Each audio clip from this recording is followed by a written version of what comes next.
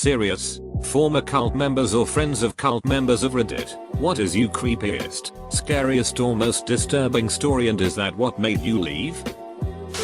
Former member. Here. One day, the morning of going to said cult, my mother woke me up and tried to force dress me since I didn't feel like going.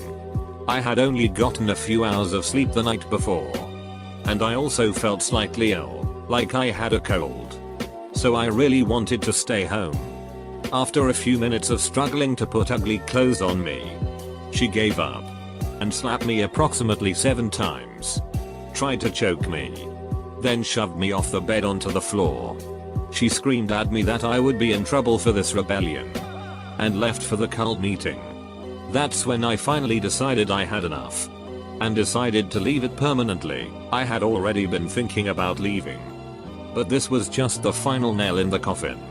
Later on, she got me a therapist for the purposes of trying to make me go to their cult meetings, crying that there was something wrong with her daughter.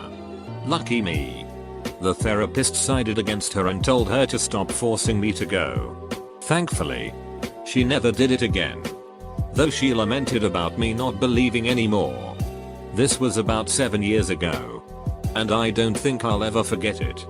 In a way, it was sort of a good thing, because it opened my eyes to the world. Thank you for reading. A friend of mine accidentally got involved with a cult in Iowa. He thought it was just a really close-knit church, but eventually snapped that something wasn't right. He moved to Texas for work pretty shortly afterwards, and after about a week of being here, someone knocked on the door. It was one of the members. She came here to try and talk him into going back, and progressively became more and more emotional. They ended up having to call the cops to have her removed from the property. I was best friends with an Olympic athlete who was into Scientology. Due to his semi-fame, he was given the VIP treatment at their Hollywood Celebrity Center, where I often accompanied him. I sat in the waiting room with the likes of Lisa Marie Presley and Giovanni Ribisi while he did his auditing sessions. When he introduced me to John Travolta at one of their celebrity events, Travolta wrapped me in a bear hug and lifted me off the ground. My friend convinced me to leave my day job and work as his personal assistant. He was doing a lot of corporate speaking appearances. I moved into his house and we lived like brothers. Swimming in his pool, going to strip clubs, working out at his training gym. I had some amazing experiences, like going backstage at the American Music Awards and hanging out alone with Guns N' Roses for 2 hours. The church's publicity team wanted to set him up with a girlfriend. They set up a series of dates with very cute Scientologists, but nothing really took off. We had a lot of philosophical discussions. I found many of Scientology's aspects to be very insightful, but the money grubbing and the xeno business kept me too skeptical to fall in. At one point, he made an anti-gay argument, basically saying, imagine carrying that to the extreme. We'd all die off. Things got creepy when he started asking me for up-downs after his workouts. Then one night inviting me to masturbate with him. I passed. Then at a party he propositioned my gay cousin, who immediately told me, obviously I have nothing against gays, but I felt very creeped out. He was behind on paying me because he had run up huge debts for services at the church. I left and we haven't spoken since. I feel like I got closer to the inside of Scientology than any non-Scientologist ever has. I think I have a pretty good idea of what's going on with Tom Cruise. You know? My 2 best friends are ex-Jehovah's and one of my former best friends still is. One of my friend's older siblings were abused by members of the cult. When they told the elders, they tried to cover it up. My friend and his family were later kicked out, which means that aren't allowed to talk to some of their own family members that are still Jehovah's. Similar thing happened to my other best friend, but not to the same degree. The former friend and me used to be extremely close between the ages of 6-11. At 11 my family moved to another country for 3 years. When we came back he had stopped hanging out with my old clique of people, whom I stayed in contact with. Now to the ducked up thing. I was at a grocery store with one of my ex-Jehovah friends. He was never baptized and therefore can't be kicked from the cult. This means that he can still talk to members. We bump into my ex-friend's mom and he says hi and they talk for a while. During all this time, the mother doesn't talk to me at all, or even acknowledge that I'm there. She also hides from my mum if they happen to be in the same place. I assume that it's because she realized that she's not going to be able to recruit us into her ducked up cult. The ex-friend is and has always been very sheltered and all he knows is Jehovah. Which is a shame seeing as he is incredibly clever and the cult limits his options greatly. When we were small he wasn't allowed to be in the reclasses with us because of his religion. TL. Dr. Jehovah's is a ducked up cult. An old friend of mine is part of the Growing in Grace cult. She has a 666 tattooed on her arm and believes their leader is Jesus' second coming. He's dead now but his followers insist he isn't. The guy was a hustler and a liar and ducked every pretty follower he encountered despite being married. My friend met him once but told me she was sad cause he didn't ask her to come back to his room. She really wanted to duck him to be near his divinity as she puts it. The guy was gross and like 30 years her senior. Former member here. I was a part of a Christian cult. They referred to it as a discipleship program. Whenever we did something wrong, they made us work out as form of punishment. The year I was in there, I made a new friend in the program cult. He was a chain smoker. About 7 months into the year, he got caught smoking. They confronted him about it in first. They woke him up at around 5 AM to run. Later on in the day one of the leaders there took him to an abandoned prison and made him run around it several times, amounting up to about 6-8 miles of running. All this happened because he got caught smoking a single cigarette. While this may not be the most disturbing story, it's the story I tell to give people an idea of how ridiculously strict this place was. Edit. I told my chain smoker friend about this Reddit post and he did his own write-up on Imgur. I'm the friend in his story. If anyone would like to read his side of the story, here it is, imgur.com. I used to know the son of a Scientologist. He went to the church located in Washington, D.C. Apparently they dabble in a lot of authoritative hypnosis of which he picked up on and ran from home. When I hung out with him, his parents once tried to take me to meet what's known as an auditor. Nope. Nope. Nope. I don't know if it was a cult or not, but I grew up in a church group that was pretty close if not. My creepiest story is this. A big church that controlled by fear. A lot of little churches ran a college, unaccredited brainwashing for all the little churches kids so we didn't have to go to secular school which was pretty much considered the devil. The pastor of that big church was almost worshipped. Everyone loved him and gave him free reign to tell them what to do with their lives. I went to this college because there was really no other acceptable choice when my family was in this group. Between my freshman and sophomore year there, this pastor was convicted of having sex with a teen girl he was counseling and of taking her across state lines. etc. He was later sentenced to 12 years in prison. The creepy factor is, I know for a fact that this man had keys to every door on campus and he was known to make surprise visits to the girls' dormitories. Meaning, this convicted predator had a key to my room and no one dared question him on anything. My family had been slowly on their way out for years. But this situation was the straw that broke the camel's back. I grew up in your basic non-denominational Christian household. Both parents being devout but not overly obsessive. So this is where things took a turn. My dad brought my older brother and I to this evening church service at a new location. I remember thinking it odd, even at the age of 7, that this church was being held in a dimly lit single-floor office complex. On arrival, my father brought us forward to meet the pastor and have him pray over us. This man stood over my brother and I, laid his hands on our head, and starting speaking in tongues. I know some sects of Christianity do this, yet, while he would do so, the whole room of men and women began to do the same, some falling on the floor in seizure-like fits. When this pastor finished his chanting, he spoke to my father and told him that he saw our future from God and if we remained loyal, we could do whatever we wished. He then condemned us from having any toys because now that we have been seen by God, the devil would use our toys to carry demons. That night my dad threw most all of our toys away and told us how he saw a man's face turn lizard-like that night, and we must rid ourselves of demons. The only thing that saved my brother and I from going back was my mother hearing this and forbidding us from visiting it ever again. Though my parents separated, I do believe my father returned numerous times to this church, yet he now lives in a home doped up on many mind-numbing medications. I worked for a cult. It was a private school for age kids who had addictions. There was a dynamic leader who had an inner circle of young boys who he doted on. The school itself was somewhat abusive, and trained staff like myself administering meds, and when I started, I was able to administer PRN Thorazine. As a staff member, I had to live like the students, adhere to the same rules and regs. Then they worked to distance me from my family, telling me I had an addiction. I didn't, and that it was dangerous for me to use my time off to see my family.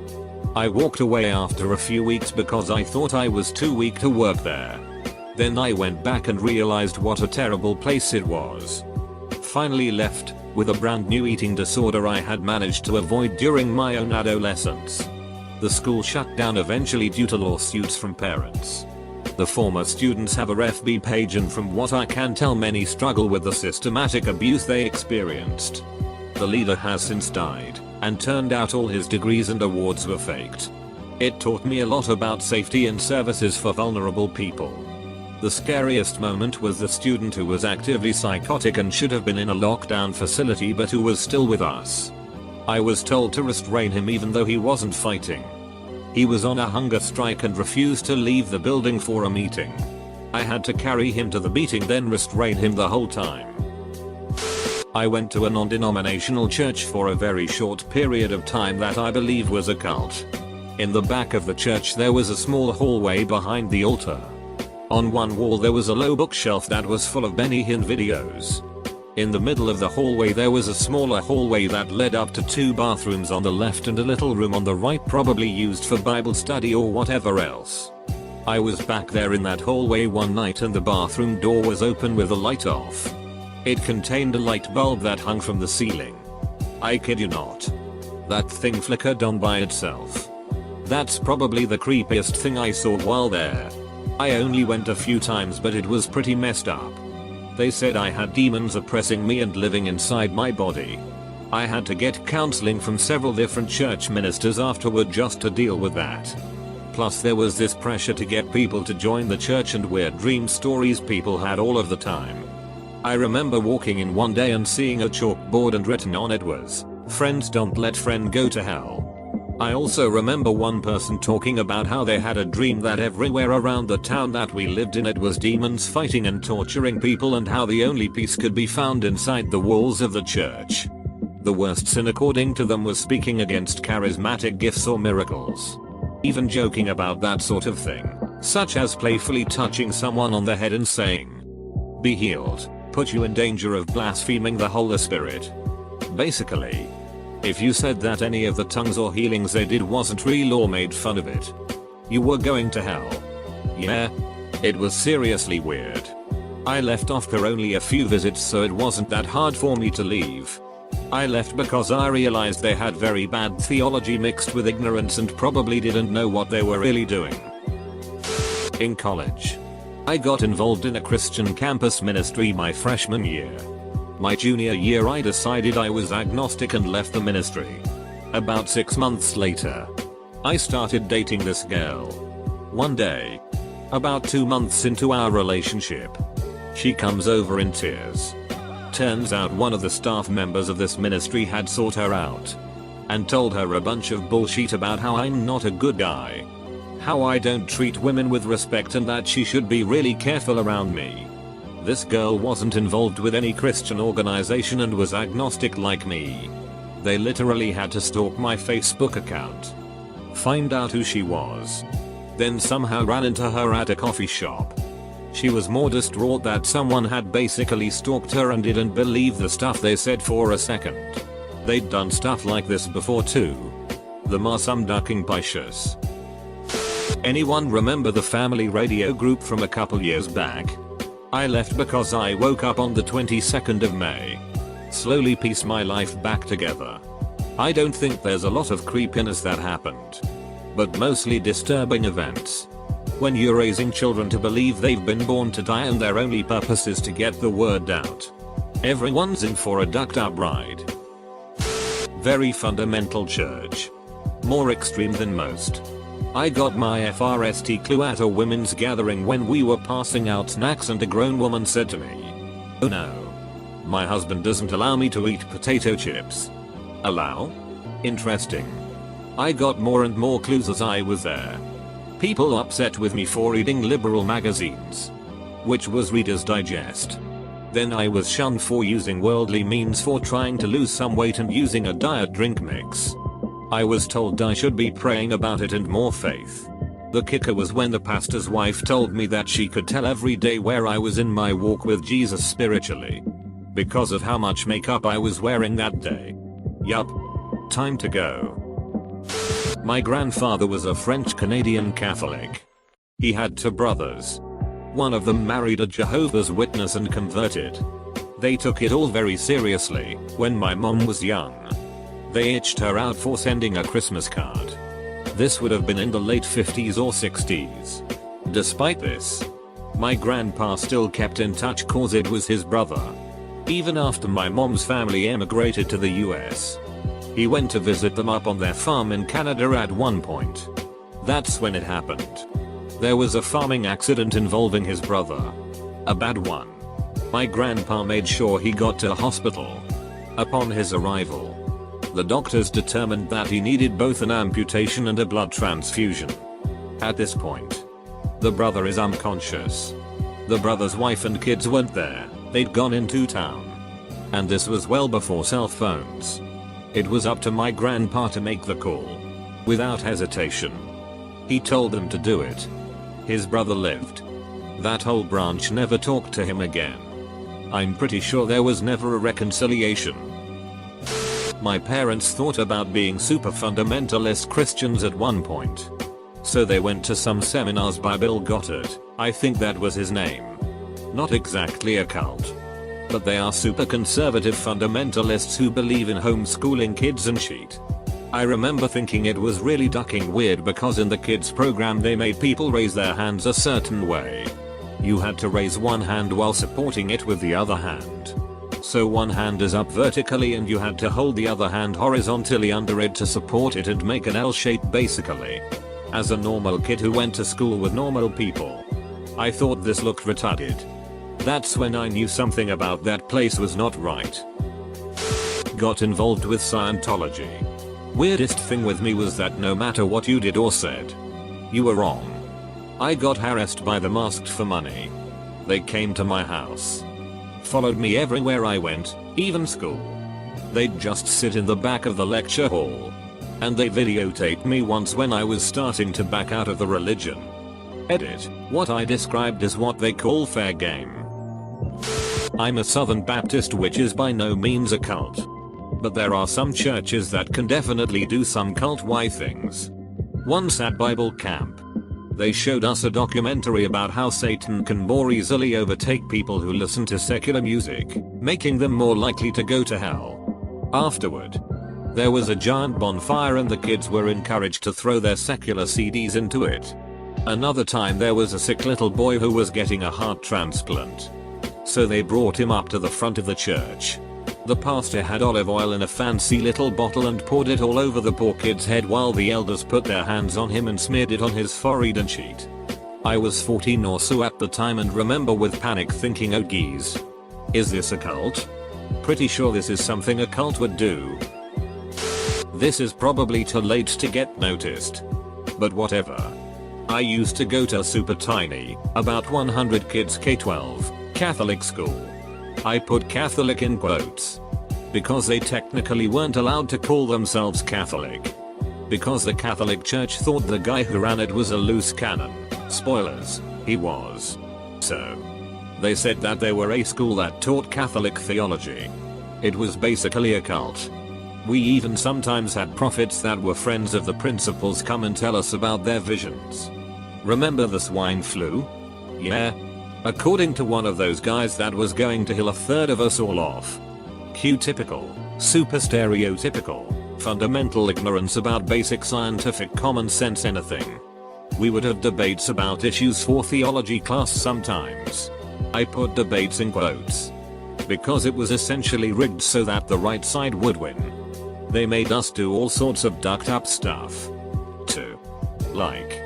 My class 1 year, junior in HS, had to do a retreat for a younger class, freshmen and sophomores, basically telling them that if they kissed dated they were sleuths. They made us stand in front of PPs with those disgusting anti-abortion signs in a downtown area, something I'm still ashamed I was forced to participate in. I was naively pro-life at the time. But even then, I knew what we were doing was gross. Eventually, things spiraled out of control there to the point where the principal, for seemingly little to no reason, made it his life's mission to try and destroy mine. I can write more if people are interested. My ex-boyfriend ran a cult. He enjoyed bending people to his will. He was very charismatic and passionate and it was easy to follow him. I wasted 6 years of my life with him. I was a member of the Worldwide Church of God in the 90s and loved it. It was like the loving family I had always wanted. I only left because I started reading books by Krishnamurti. My eyes were opened and I couldn't live a lie after that. I miss my cult friends and think of them now and then. I just wanted people to know that not all cult members are miserable zombies. My time to shine. I left the whole thing years ago. But this year my parents decided I wasn't religious enough, so we went on this trip to go visit the city the cult is centered in. So when we got to the mosque, there was this huge line that we had to wait in 4 hours. It got dark fast. And a thunderstorm began. At the same time, from the line you could literally see hundreds of crows perched on the roof of the mosque. We finally got to the front of the line and had to bow and pray towards the bones of these dead religious guys. It was a weird time. I grew up in the Unification Church, aka the Moonies. My parents joined and I was born into it. Tons of weird stuff still happens there. But hands down the creepiest thing I witnessed is as follows. At one point in the late 90s early 2000s the church leadership wanted to collect the blood of the members for some sort of spiritual condition.